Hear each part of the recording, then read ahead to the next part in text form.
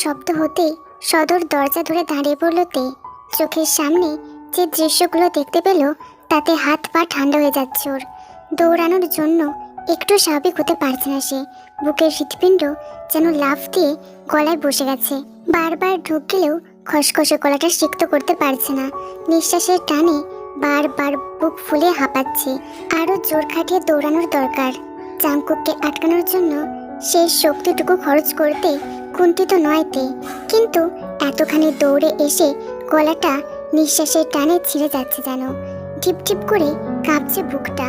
শরীরটা যেন হতবিহ্বল, শক্তি শূন্য লাগছে। তাতে মনে হচ্ছে ঝড় থেকে কেবলই উঠে যেতে। কাঠের আভিজাত্য দরজায় হাত রেখে ফ্লোরের দিকে মাথা নোয়ানো তের। মুখ হাঁ করে জোরে জোরে নিঃশ্বাস কার্য চালাতেই শাড়ির কুচিগুলোর অবস্থা এলোমেলো দেখতে পেল। পায়ের কাছে কুচিগুলো খানিকটা নিচু হয়ে নেমে গেছে। এক পা এগোতে গেলেই হোঁচট খাওয়ার সম্ভাবনা আছে। তে জোরে জোরে দম নিতেই দরজা থেকে হাতটা ধীরে সুস্থে নামিয়ে ফেললো। হোঁচটের হাত থেকে বাঁচার জন্য কুচিগুলো উঁচু করে ধরলো। বড় বড় দুটো গভীর নিঃশ্বাস নিতেই সামনের দিকে তাকালো তে। অমনি নিঃশ্বাসটা ছাড়ার সুযোগ হলো না। স্থির দৃষ্টিতে থমকে গেল তে। এতক্ষণ যে বড় ঝড়টা টের পায়নি, হঠাৎ সেটা এমনভাবে গ্রাস করলো তখন আর স্থিরভাবে দাঁড়িয়ে থাকতে পারল না তে। চোখ দুটো টলমল করে উঠল ওর। তীব্র জোয়ারের মতো উথাল পাতাল হতে লাগলো বুকের ভিতরে। হেডকোয়ার্টার থেকে আসা চকচকে সাদা গাড়িটা চলে যাচ্ছে বেগতিক স্পিডে, এগিয়ে যাচ্ছে বাড়ির মেন গেটের দিকে। তীব্র ক্ষোভে তাকিয়েছিল তে। ভেবেছিল এক বিন্দু কাঁদবে না। নিজের মনকে বারবার বোঝাচ্ছিল ওরকম নিষ্ঠুর ব্যক্তির জন্য কষ্ট পাওয়া যাবে না। গাড়িটা যেন মেন গেটের বাইরে চলে গেল। যেতেই বাঁয়ে বাঁক নিয়ে হারিয়ে গেল। তখনই দুই পাটি দাঁত শক্ত করে ডুকরে কেঁদে উঠল তে। ফিসফিস আওয়াজে চোখ বন্ধ করে মাথা নিচু করে ফেলল। সমস্ত শরীর কান্নার হিড়িকে কাঁপতে লাগলো ওর। সে ঘুমিয়েছিল বলে এত বড় শাস্তি দিল ওকে। কে জানতো চোখের পাতায় ঘুমের যুদ্ধটা হানা দেবে। তে যদি জানতো জাংকুক ওকে না জানিয়ে চলে যাবে তাহলে তে মোটেও ঘুমাতো না। সারা রাত যেই মানুষটার হাত টেনে ঘুমালো তার বিদায়কালে একটা বারেরও দেখা মিলল না। দেখা হলো না তার হাসি মাখা মুখটার। পিছন দিকে দাঁড়িয়েছিল বৃদ্ধ মেয়েট। সে জাংকুককে বিদায় জানিয়ে মাত্র রান্নাঘরের দিকে পা বাড়িয়েছিল। ওই মুহূর্তে অপ্রকৃতস্থ অবস্থায় থেকে দেখে কিছুটা অবাক হয় সে।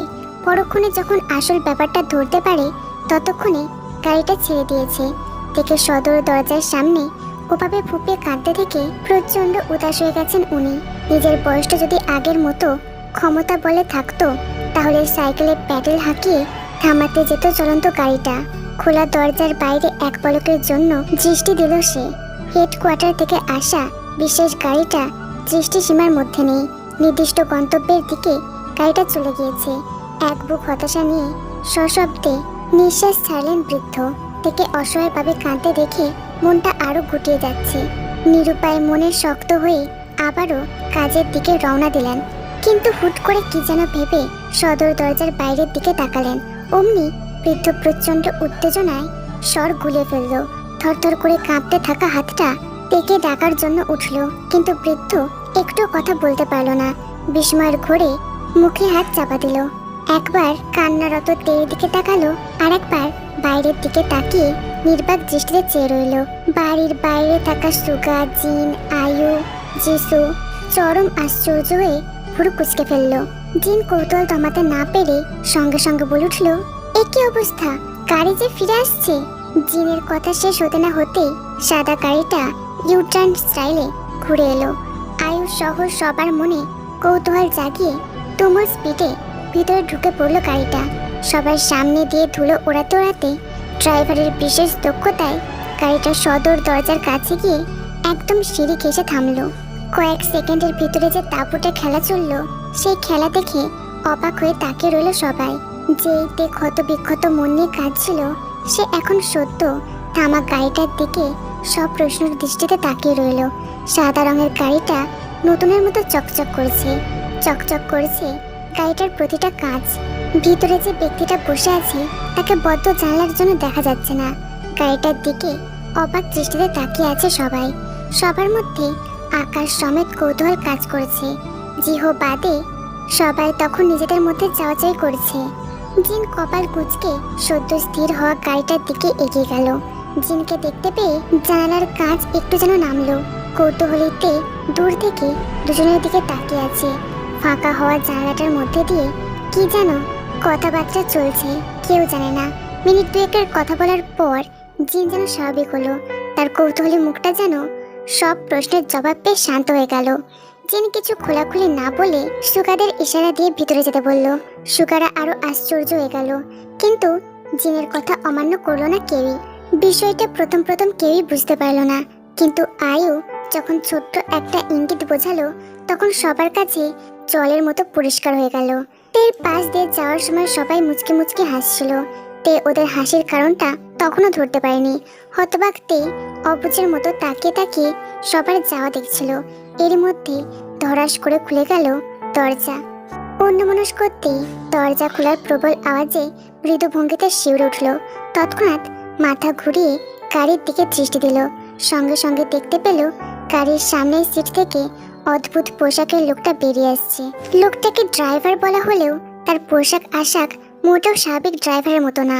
তে বড় বড় চোখ তুলে ড্রাইভারকে দেখতে লাগলো। তখন তে মনে করতে লাগলো সেই ছোটবেলার স্মৃতিগুলোর কথা। গ্রামে একবার সেনাবাহিনীর কর্মকর্তারা সরকারি কাজে এসেছিল। তাদের পরনে ছিল অদ্ভুত রঙের পোশাক। সেই পোশাকটা দেখার পর বাচ্চাতে দাদা ভাইয়ের হাত জাগিয়ে প্রশ্ন করেছিল, লোকগুলো কারা?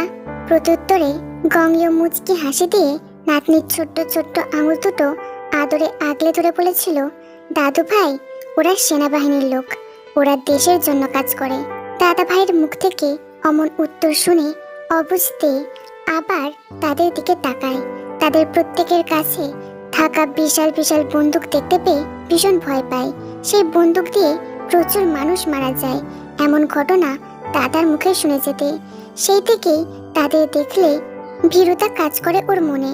মনে হয় এদের কাছে গেলে বন্দুক ঠুকে এক্ষুনি শেষ করে দেবে সবাইকে। আজ একই পোশাকের মানুষ দেখে তার পুরনো ভয়টা মনের উঠানে ঘুরপাক খেয়ে যাচ্ছে।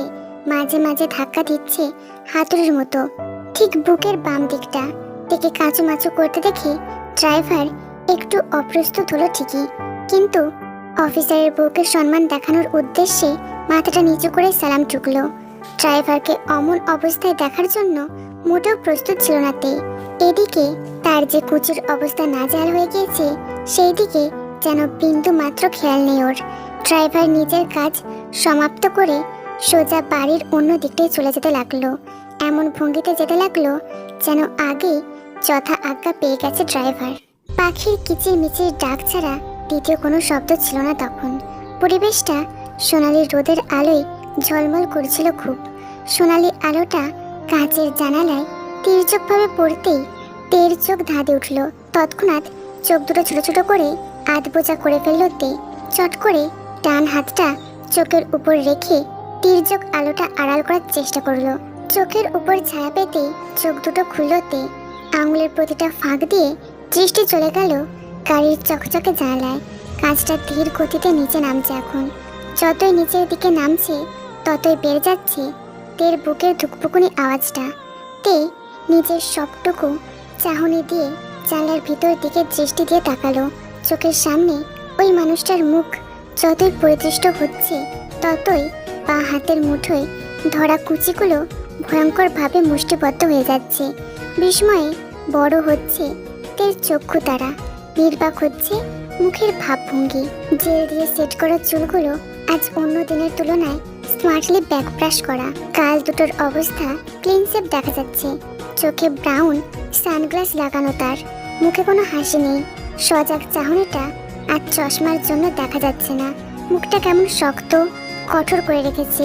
দেহভঙ্গিতে প্রকাশ পাচ্ছে আলাদা গাম্ভীর্য মূর্তি, যা আগে ছিল না। ব্রাউন সানগ্লাসটার ভিতর দিয়ে তীক্ষ্ণ দৃষ্টিটা সোজা তের দিকে এসে পড়ল। এবার তে সেকেন্ডের ভিতরে থতমত খেয়ে চোখ নামিয়ে ফেলল। সজোরে একটা ঢোক গিলল, লম্বা একটা নিঃশ্বাস নিল। আবারও হতবিহ্বল চাহনি নিয়ে চাঙ্কুকের দিকে তাকালো। তের হাঁসফাঁস অবস্থা দেখে গম্ভীর মুখে ধীরে ধীরে কিরণ ফোটার মতো হাসি ছলকে উঠল চাঙ্কুকের। মুচকি হাসিতে হেসে দিয়ে মাথাটা ডানে বামে হালকাভাবে নাড়াতে লাগলো সে। খট করে দরজাটা খুলে বাইরে পা রাখলো জাঙ্কুক। সিট থেকে বাইরে বেরোতেই হাঁ হয়ে চোয়াল ছোড়ালো তে। আশ্চর্য দৃষ্টিতে জাঙ্কুকের দিকে চোখ বোলাতেই চশমার দুই ডাঁট ধরে সানগ্লাসটা খুলে ফেললো জাঙ্কুক। তের দিকে এগিয়ে আসতেই হাতটা পিছনে ঘোরালো সে। সিটের দিকে হাতটা তাক করে চশমাটা সেই দিকে ছুঁড়ে দিল। অমনি অমনি চশমাটা গদিতে বাইরে খেয়ে একটু দূরে ছিটকে পড়ল। তে ক্ষণকালের জন্য জাঙ্কুকের পিছনে থাকা চশমাটার দিকে নজর দিয়ে তাকালো। এদিকে জাঙ্কুকের তীক্ষ্ণ দৃষ্টি তের উপর পর্যবেক্ষণ চালাচ্ছে। বিদায় না দেওয়ার জন্য অবস্থা কেমন খারাপ হয়েছে সেটা দেখতে পেয়ে পাকা হাসছে জাঙ্কুক। নাকের মাথাটা রক্তিম দেখে ঠোঁটের হাসিটা বেড়ে গেছে ওর। চোখের অবস্থা কতটা নাজেহাল হয়ে আছে সেটা আর বলার প্রয়োজন রাখে না। জাঙ্কুক ডানে বামে একবার চোখ ঘোরালো। আশেপাশে কোনো কাকপক্ষীও নেই সেটার হিসেব বুঝে ভালোভাবে আশ্বস্ত হলো। তে উজবুকের দৃষ্টিতে তাকিয়ে থাকলে তের দিকে পূর্ণ দৃষ্টিতে তাকালো জাঙ্কুক। চোখের পলকেই দুই হাত এগিয়ে তের খুলে আসা চুলগুলো খোপা পাকাতে থাকলো। কুঁচি ধরা হাতটা বৈদ্যুতিক শক খাওয়ার মতো চট করে ছেড়ে দিল তে। কুচিগুলো একের পর এক পায়ের কাছে পড়ে গিয়ে জড়ো হয়ে গেল। খোপা পাকাতে পাকাতে জাঙ্কুক খানিকটা আশ্চর্য হয়ে নিচের দিকে তাকালো। কুচিগুলো যে ওর জন্য নষ্ট হয়ে গিয়েছে সেটা বুঝতে পেরে খিলখিল করে হেসে উঠল জাঙ্কুক। হাসিটুকু ঠোঁটে রেখে তের দিকে তাকিয়ে বলল, তুমি কি চাইছো কাল রাতের মতো আবারও তোমাকে স্পর্শ করি? তে উত্তর দিল না কোনো। চোখের সামনে শুভ্র পোশাকের ব্যক্তি দেখে হৃদযন্ত্র বেকায়দায় ধকধক করছে ওর। গলা শুকিয়ে কাঠ ফাটা মাঠের মতো খাকা করছে যেন। বুকটা যে হারে ধকধক ছন্দের তালে কেঁপে উঠছে, প্রচণ্ড উৎকণ্ঠায় হাঁসফাঁস করতে করতে পিছিয়ে যাচ্ছে তে। কাল রাতেও যে মানুষটা স্বাভাবিক ব্যক্তির মতো শুয়েছিল, যার হাতটা টেনে নিজের অবুঝ মনকে শক্ত করেছিল, আজ তাকে অন্য বেশে দেখতে পেয়ে তালগোল পাকিয়ে ফেলেছে তে। বলিষ্ঠ দেহে আষ্টে পৃষ্ঠে ঢেকে আছে সাদা টান টান পোশাক। সাদা শার্টের নিচে ঢেকে আছে গত রাতের প্রশস্ত বুকের জায়গাটা। সাধারণ প্যান্টের বদলে আজ দেখা যাচ্ছে সাদা রঙের প্যান্ট। কোমরের বেলটাও যেন অদ্ভুত রকমের আজ। ইন করা শার্টটা সুকৌশলে বেল্ট দিয়ে আটকে রেখেছে মানুষটা। বুকের ডান পকেটে লেগে আছে বিভিন্ন ধরনের ব্যাজ। সেই ব্যাজ যে এক একটা দুর্ধর্ষ অর্জনের চিহ্ন সে সম্বন্ধে কোনো সন্দেহই নেই। প্রতিটা ব্যাচের দিকে একবার একবার করে চোখ বোলালো তে। শরীরের রক্ত যেন টকবক করে ছুটে যাচ্ছে তার। হৃৎপিণ্ডের দ্রুত ক্রিয়ায় বিবশ লাগছে নিজেকে। তেকে অবসন্ন দেখে বিষয়টা ধরতে পারে তে। তৎক্ষণাৎ আর দেরি না করে হাতটা খাবলে ধরে ওর। যতটা দূরে গিয়েছিল সেটা ধুলোর মতো ঘুচিয়ে দিয়ে কাছাকাছি আনলো তাকে। ফর্সা চিবুকটা ডান হাতে ছুঁয়ে মুখটা নিচে নামালো জাঙ্কুক। ঠোঁট দুটো এগিয়ে তের কপালে কারো চুমু দিতে গিয়েও থেমে গেল। তের তীব্র উৎকণ্ঠায় ক্ষণিকের জন্য শ্বাস আটকে রেখেছিল। সেই ক্ষণিকের মুহূর্ত যখন আর সম্পন্ন হলো না, তখন বাধ্য হয়ে চোখ খুলল তে। সাথে সাথে জাঙ্কুকের মুখটার দিকে তাকানোর চেষ্টা করলো, কিন্তু কিছুই দেখা গেল না। যতবার জোরে জোরে দম নিচ্ছে ততবার নাসার অন্ধে সুগন্ধ পারফিউমের সুবাস প্রবেশ করছে। নিজেকে অন্য ভুবনে আবিষ্কার করতে হঠাৎ যেন কানে একটা শান্ত সুর ভেসে এলো। তুমি কি একা থাকতে পারবে তে? রাতে যে আমি থাকবো না, কিভাবে থাকবে? কাল রাতে একটু আশা করিনি। বিশ্বাস করো, তোমার পেটে আমার হাত ছিল, মানে তুমি আমার হাত টেনে ঘুমিয়েছো। তুমি যে আমায় কতখানি বিশ্বাস করো এবার বুঝতে পেরেছো? তুমিও তো নীরবে তোমার সবটুকু বিশ্বাস আমায় দিয়ে দিয়েছো। এখন কি থাকতে পারবো? কোনো উত্তর নেই তের। বুক ফুলিয়ে জোরে জোরে দম নিতেই নিজের ঠোঁটটা উপরের ঠোঁট দিয়ে আবদ্ধ করলো সে। একবার জাঙ্কুকের দিকে প্রশ্নসূচক দৃষ্টিতে তাকালো, তারপর দৃষ্টি ঘোরালো জাঙ্কুকের বুকের বাঁ পাশের দিকে। সেখানে সূর্যের আলোতে চকচক করছে কালো সোনালির আয়তকার নেম প্লেটটা। নেম প্লেটের প্রতিটা অক্ষর নিঃশব্দে ঠোঁট নাড়িয়ে পড়তে লাগলো তে। জন জেকে ইংরেজি বর্ণমালায় লেখা চার কোণার নেম প্লেটের উপর থেকে দৃষ্টি সরালো তে। এদিকে জাঙ্কুক নীরবে নিজের হাত দুটো নামিয়ে ফেললো। তে বাঘহীন ভঙ্গিতে তাকিয়ে থাকলো। জাঙ্কুকের প্রতি বিন্দু মাত্র বিশেষ অভিব্যক্তি প্রকাশ না করে ঝাপসা চোখে তাকালো সে। রাগে ক্ষোভে অভিমানে তীব্র আক্ষেপে বলতে লাগলো, আপনার আসল পরিচয়টা আগে জানলে আমি হয়তো কোনোদিন আপনাকে চাইতাম না, কোনোদিনও না। চলে যান আপনি, যান, এক্ষুনি চলে যান। আপনাকে চাই না, চলে যান। অদ্ভুত ভঙ্গিতে কথাগুলো বলতেই হু করে কেঁদে উঠল তে। কিং কর্তব্য বিমূঢ় হয়ে তাকিয়ে আছে জাংকুক। বাক্য ফুরিয়ে শব্দ হারিয়ে মুড়ো হয়ে আছে সে। হতবাক নির্বাক অবস্থাটা না কাটাতেই বাঁ হাতের কবজিটায় টিকটিক করে ঘড়ির দিকে সময় পরখ করলো। এখনো হাতে যতটুকু সময় আছে সেটা ওর জন্য যথেষ্ট নয়। ফ্লাইট মিস হওয়ার সম্ভাবনা প্রবল। তবুও হাতে নাতে রিক্সটা নিয়ে ধাম করে গাড়ির দরজাটা পা দিয়ে আটকালো জাংকুক। জাংকুকের পরিবর্তিত রূপ দেখে বিচলিত হলো তে। কিছু ভাবার সময় না পেতেই ডান কবজিটা চোখের পলকে জাংকুকের হাতের বলে চলে গেল। জাংকুক বেপরোয়াভাবে কোলে তুলে নিল তেকে। আশেপাশে দৃষ্টি না দিয়ে গ্যারেজের দিকে হনহন করে এগিয়ে চলল। এদিকে দরজার পাশ থেকে উঁকি ঝুঁকি চালাচ্ছে জাংকুকের ভাই বোন আর বন্ধুদল। দুই পাশে সদর দরজায় চিপায় লুকিয়ে লুকিয়ে দুজনের অবস্থা দেখছিল ওরা। মিয়া বিবি মিলে কি সিনসিনারি দেখায় সেটা দেখার জন্য উন্মুখ হয়েছিল। অথচ জাংকুকের এমন যাওয়া দেখে সবাই হতাশ হলো। জাংকুক কি টের পেল নাকি? এখন সেটা নিয়ে চিন্তা হচ্ছে। যদি জাংকুক সত্যি সত্যি টের পেয়ে যায় তাহলে একটারও গায়ের চামড়া থাকবে না। ছাল তুলে খাল বানিয়ে আর না জানি কি করবে। ভয়ে সবার বুকটা দুরু দুরু করছে। আয়ু ওদের সঙ্গ দেওয়ার জন্য এখন নিজের নির্বুদ্ধিতার উপর লজ্জাবোধ করছে। যদি জাংকুক আয়ুকে ধরে ফেলে তাহলে কানটা ছিঁড়ে কোথায় ভাসিয়ে দেবে কেই জানে। দরজার দুই দাঁড়িয়ে চিপা থেকে সবগুলো বের হলো। তখন সবার মুখের উপর ভয়ের ছাপ নেমে এসেছে।